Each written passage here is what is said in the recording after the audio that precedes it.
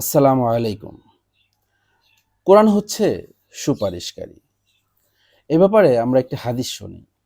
হযরত জাবের রাদিয়াল্লাহু তাআলা আনহু থেকে বর্ণিত এই হাদিসটি। সেখানে রাসূলুল্লাহ সাল্লাল্লাহু আলাইহি ওয়াসাল্লাম ইরশাদ করেছেন, কোরআন এমন সুপারিশকারী যার সুপারিশ কবুল করা হবে এবং এমন বিতর্ককারী যার বিতর্ক মেনে নেওয়া হবে। যে ব্যক্তি কোরআনকে সামনে রাখবে, কোরআন তাকে জান্নাতের দিকে নিয়ে যাবে। আর যে ব্যক্তি কোরআনকে পিছনে রাখবে, কোরআন তাকে জাহান্নামে নিক্ষেপ করবে। আমরা হাদিসটি আবার শুনছি, যেহেতু খুবই গুরুত্বপূর্ণ একটা হাদিস। যে কোনো গুরুত্বপূর্ণ জিনিসের ক্ষেত্রে হুজুর সাল্লাল্লাহু আলাইহি সাল্লাম ৩ বার বলতেন।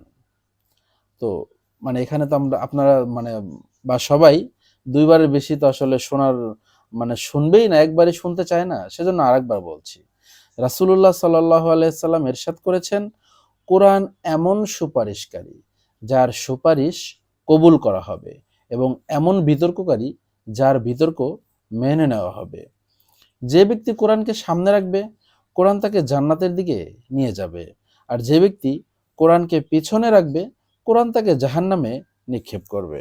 অর্থাৎ আল্লাহ তাআলার নিকট কোরআন যার জন্য সুপারিশ করবে, আল্লাহ তাআলা কোরআনের ওই সুপারিশটি কবুল করে নেবেন। আর যে ব্যক্তির ব্যাপারে কোরআন আল্লাহ তাআলার দরবারে বিতর্ক করবে, আল্লাহ তাআলা সেই দোয়াও কবুল করে নেবেন। কোরআনের বিতর্ক সম্পর্কে বিস্তারিত তো আসলে এখানে বলা সম্ভব নয়, যে কোরআন তার হক আদায়কারীদের মর্যাদা বাড়ানোর জন্য আল্লাহ তাআলার দরবারে বিতর্ক করবে। আর যারা তার হক নষ্ট করেছে তাদেরকে বলবে, তুমি আমার হক আদায় করো নাই কেন? কোরআন বলবে, তুমি আমার হক আদায় করো নাই কেন? যে ব্যক্তি তাকে নিজের নিকট রাখবে, অর্থাৎ কোরআনকে অনুসরণ এবং অনুকরণকে জীবনের নীতি বানিয়ে নেবে, কোরআন তাকে জান্নাতে পৌঁছে দেবে। আর যে ব্যক্তি কোরআনকে পিছনে রাখবে, কোরআনের উপর চলবে না, কোরআন মানবে না, কোরআনের অনুসরণ করবে না, সে জাহান্নামে প্রবেশ করবে। লেখক বলেছেন, আমি অধমের মতে কোরআনের প্রতি উদাসীনতা প্রদর্শনও এই হুকুমের অন্তর্ভুক্ত হতে পারে। এবং বিভিন্ন হাদিসে কোরআনের প্রতি উদাসীনতা প্রদর্শন করার কারণে ভয়ঙ্কর শাস্তির কথাও বর্ণিত আছে।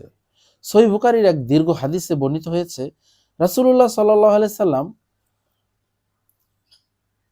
ওনাকে কিছু সংখ্যক লোকের গুনাহের শাস্তি প্রদান মানে মানে কিছু লোককে উনি এমন দেখেছেন যাদেরকে অনেক শাস্তি দেওয়া হচ্ছিল।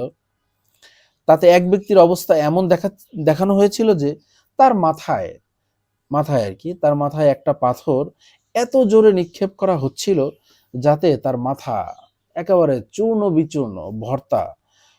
বিচূর্ণ হয়ে গিয়েছিল। রাসূলুল্লাহ সাল্লাল্লাহু আলাইহি সাল্লাম তার এই অবস্থার কারণ জিজ্ঞাসা করলে বলা হলো, আল্লাহ তাআলা এই ব্যক্তিকে কোরআন শিখিয়েছিলেন। আল্লাহ তাআলা এই ব্যক্তিকে কোরআন শিখিয়েছিলেন, কিন্তু সে রাতে তা তেলাওয়াত করতো না এবং দিনের বেলায় ওটার উপর আমলও করতো না। তাই কিয়ামত পর্যন্ত তার সাথে এমনই ব্যবহার করা হবে। আল্লাহ তাআলা আপন মেহেরবানিতে আমাদের সবাইকে এই জাতীয় আযাব থেকে হেফাজত করেন। আমিন।